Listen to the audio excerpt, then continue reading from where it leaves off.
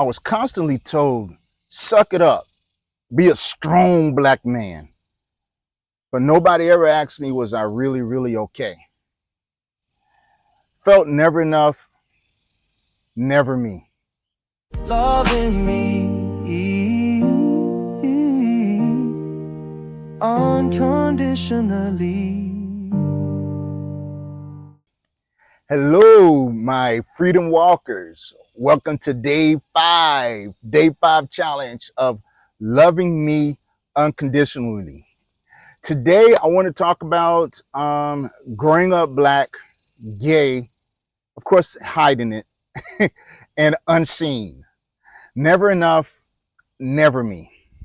So I remember um, as a kid, I was first of all, maybe about just a few generations removed from slavery, right? My grandma, my grandparents were actually slaves.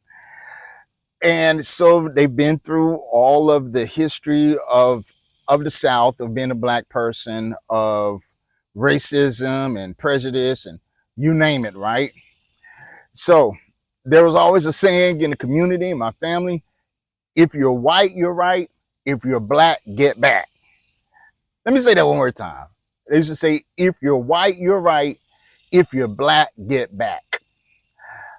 I remember that saying all the way from when I was like in kindergarten, right? So automatically you think that white people or the white man is better than you. Although you fight and you say, well, we got better music, we got better this, we got rhythm, we got soul. But at the end of the day, in your mind, you're just like, oh man, white people are better. They have more opportunities, whatever the case may be, right? So you kind of stayed in your black community. What's the word I'm looking for?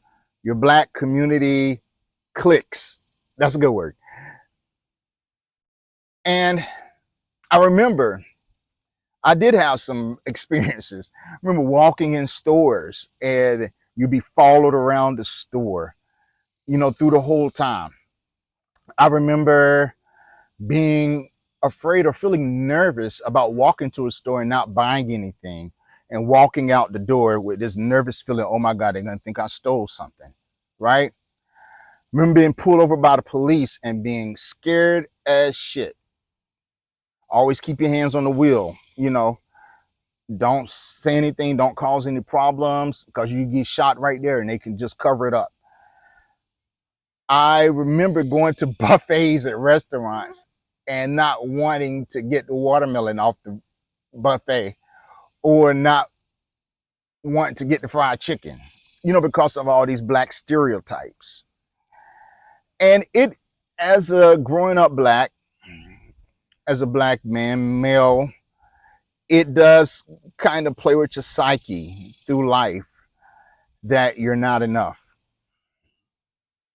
that there's always going to be another group of people. You have to work twice as hard, which that has happened to me, which I had to work double twice as hard to get the same accolades or same promotions or same respect as the white person on the job, right?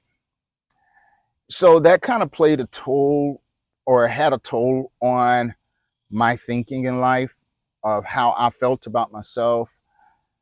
And now we're going to couple that with being black and gay. Oh my goodness. Of course I try to hide it. Of course I hid it as much as I could. And in one of my previous episodes, I talk about it. Hiding my femininity side, right? My feminine side to be this black, masculine, tough, strong man. Because I have a duty as a black man to my community. Have a duty to the women in the black women in the community. Have a duty to the other people in the community. And I don't want to be a disappointment by being gay. I remember high school. I would sit during lunchtime. Lunchtime scared the shit out of me, right? In high school, because you kind of had to go find your own group on your crew. And I was picked on about my nose, about my skin complexion, light, bright, almost white, at night, don't need a flashlight, or I was called a yellow banana, or I was called like a big nose, big lips, big nose, big lips, big eye, potato chip, all these sayings and all these things, which made me feel like that I was just ugly, that I just wasn't good enough, right? So I would basically go unseen. And the more quiet I was, the less I was picked on by others. But if I would say something out, then they're like, look at that big nose, and just start all the jokes, right? And that played a big part on my self-confidence of who I am as a person, my self-love, and respect even for myself. I was a very smart kid. I was didn't even know it. I was in the gifted clustered group or whatever the case may be. Of course, a lot of the poor black parents, they didn't know anything about that. They worked 1, 2 jobs in the factories or whatever the case may be. And at that time, the school really didn't reach out for you to take tests and all that. It's just that my scores were really, really high on exams. Like I remember in the 3rd grade and scoring on 8th grade level on these state tests or whatever the case may be. So whenever I would talk about what I really wanted to do in life, or really wanted to be in life, like the career goals, it was things that black people thought I shouldn't do. I wanted to be an art. I loved Indiana Jones. I had the mindset, I had the intelligence to be an archaeologist. I wanted to be a marine biologist. That was introduced to me in the 3rd grade by my 3rd grade teacher. I wanted to travel the world and see these things. And you know what? I was told, oh, you trying to be white now? What you doing? Like, there ain't no black job. Ain't no black people out there doing that. Of course, you're in a small community. When I get older in college, I find out that there's a lot of black people in these career fields. But at that time, I felt like I was trying to be white, right?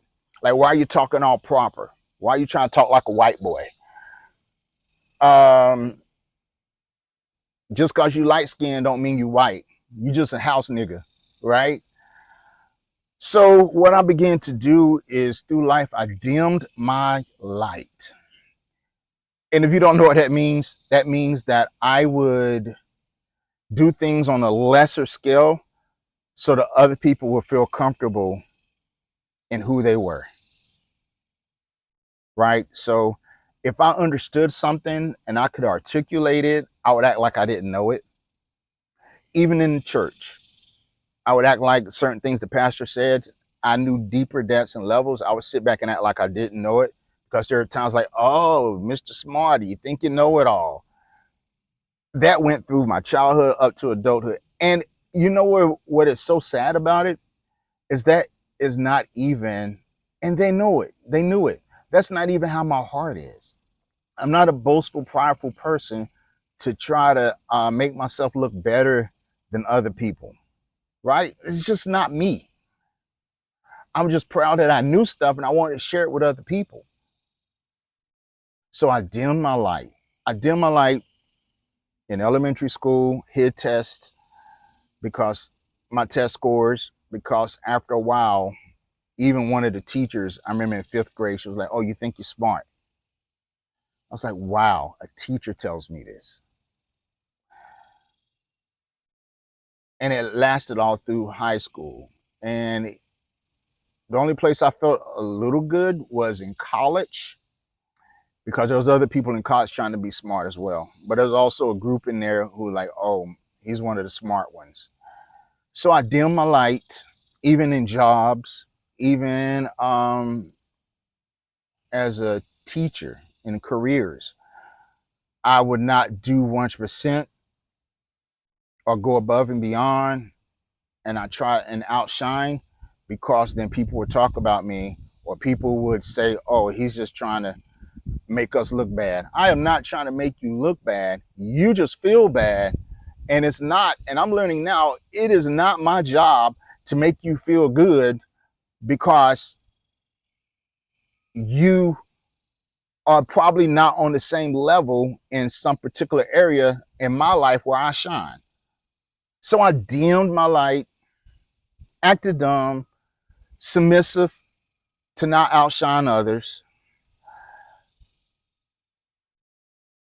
I was, my safe space was closing my room door and being alone, or when I had my place, locking it up, being alone to myself. That was my safe space because I could just naturally be myself. How did all this make me feel as a black, intelligent, gay, in the closet though, DL man who still liked women, females some, but not as much as I like guys. So I would tell myself, "Ooh, at least I'm not all the way gay,"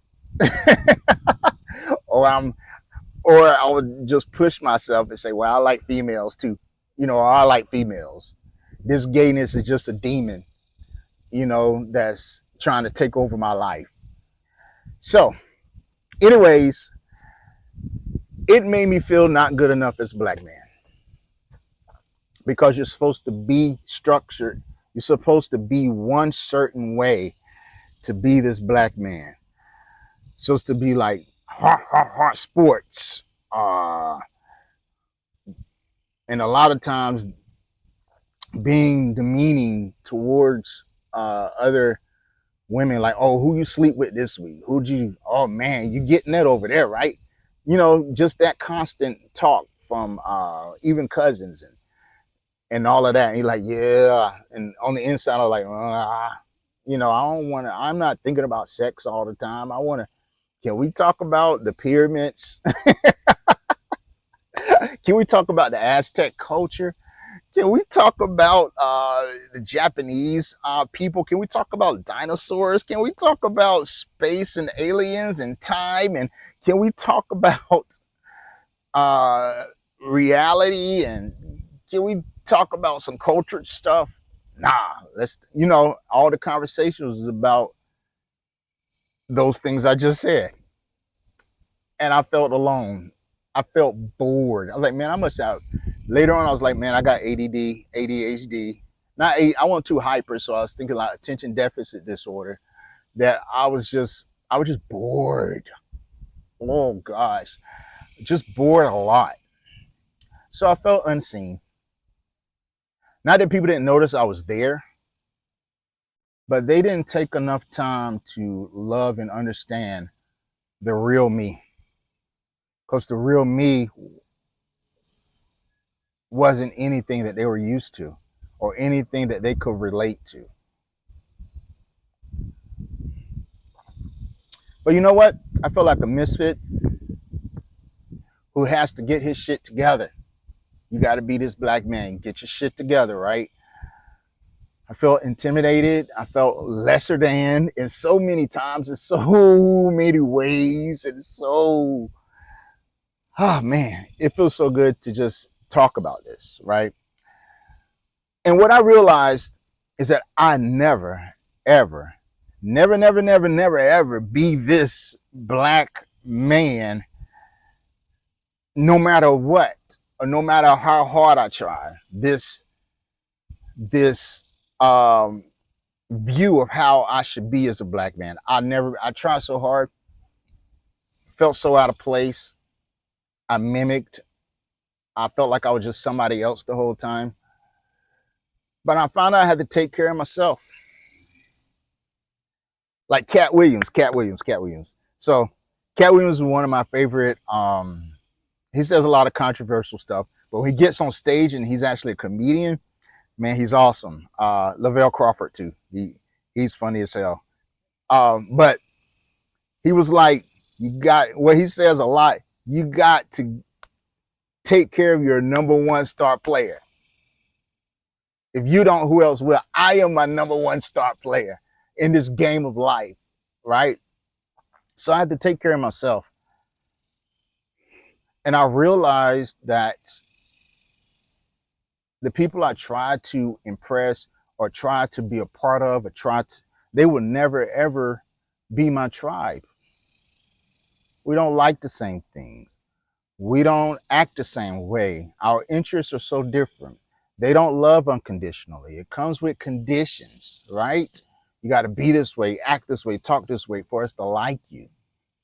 That's not the people that I wanted to be around and spend my life with. So they're not my tribe. If you don't support another man's vision, God will never give you the true riches of your own. That is something that was said all the time in church by pastors, like by leaders that I was under. And they were like, if you don't support my vision, God would never bless you to have your own vision. If you don't uphold me, if you don't do the things I say, then God would never give you your vision or your goals or your dreams in life. You got to support me first, blindly, and do all the things I tell you to do. And do it. And this was all done in the name of God. So what I did was basically gave my whole life to them for the most part. Whatever they said do, I did. Can you take vacation? I had to ask for a vacation to be away. Had to make a lot of compromises and sacrifices in my own life. And I would get upset with other people who didn't do it. They were pleasing on some levels, but I went like a lot of times all the way in. And I think what's disappointing, what's disheartening is that they may not have done it intentionally. And I'm not saying anything bad about anybody. This is my story. I'm telling my truth.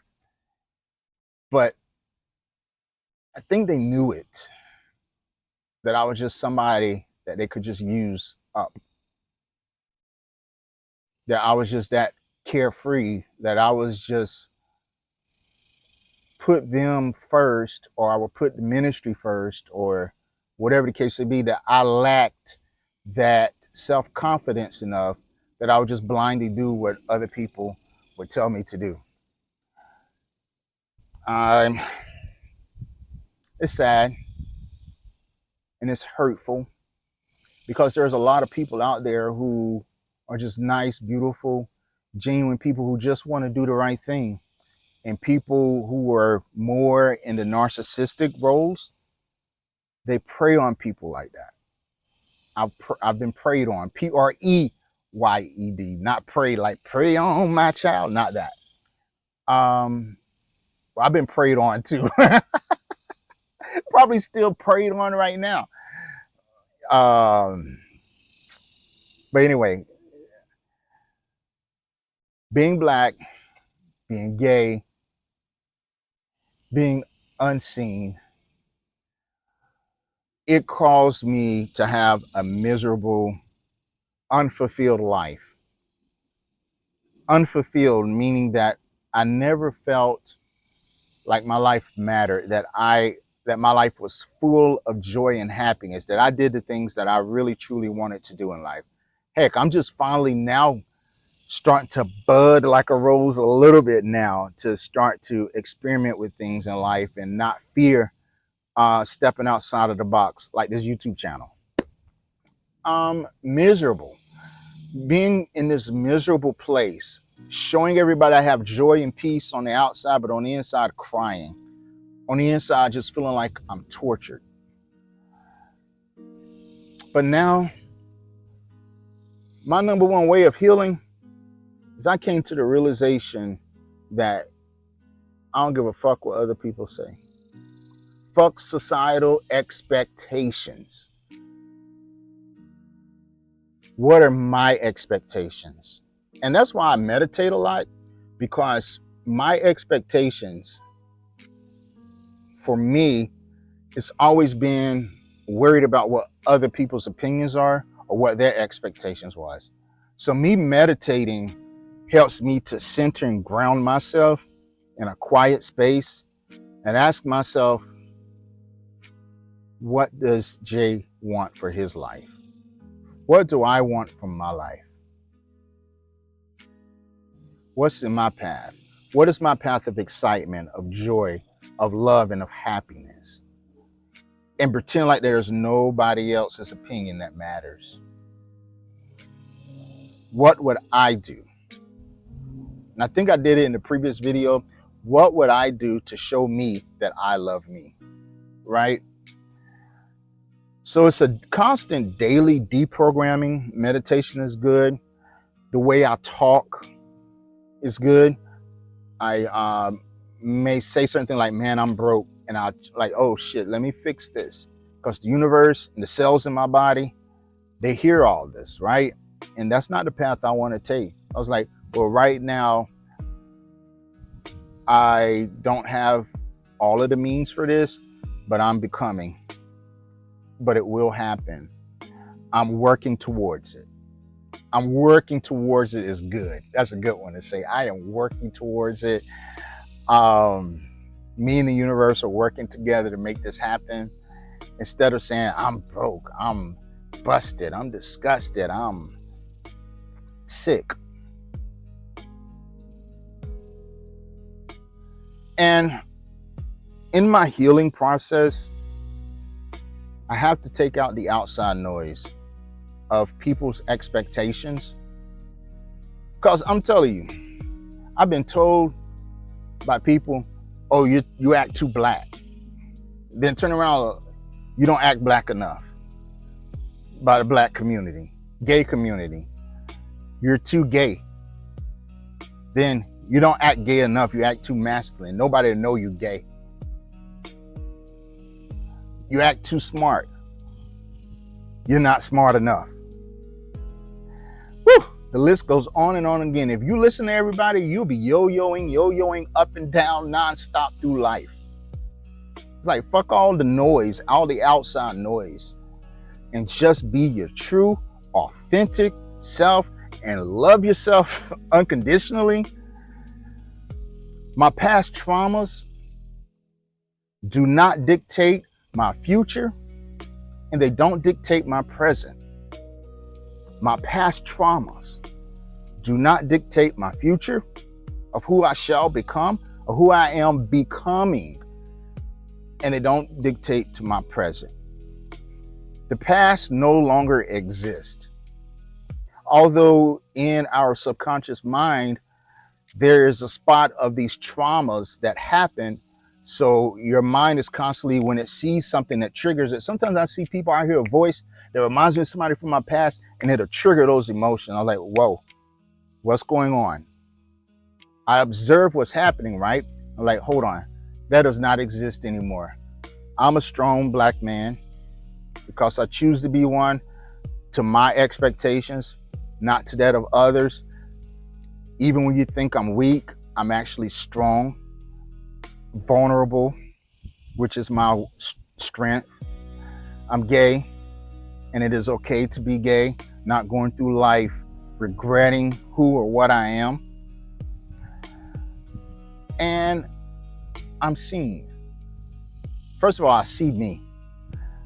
I am enough, and I can truly be my authentic self. So I want you to kind of say this with me.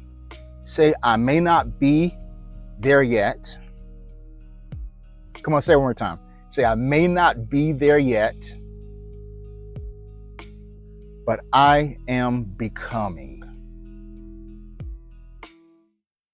I may not be there yet, but I am becoming. That I am is very powerful because your whole body listens to that. Your brain listens to that. The cells in your body, they react to the I am. But I am becoming, meaning that day by day, I am growing. I am developing. I'm a little bit further ahead than I was the day before. Of course, there's going to be moments in our lives where we feel depressed and we feel hurt and we feel sadness. But there's also gratitude, because there's going to be moments when I feel joy, and I feel peace, and I feel healing, and I feel love. And that's what I choose to gravitate to.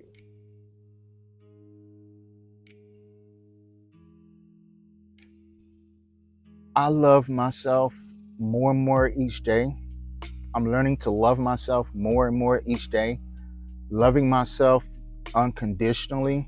Doesn't matter where I am or who I am right now. I love myself unconditionally right here, right now, no matter my condition in life.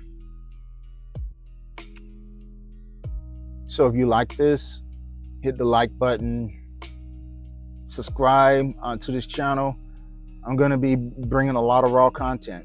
I'm going to be talking about a lot of things. And this is day 5 of the challenge, growing up Black, gay, and unseen. And I love you. There's nothing you can do about it. Take this journey with me. Have a great day. Loving me unconditionally. Loving me unconditionally. Through the fire, through the storm, I found the truth inside of me. Loving me unconditionally. Loving me unconditionally. No more shame, no more fear. I'm exactly who I'm meant to be.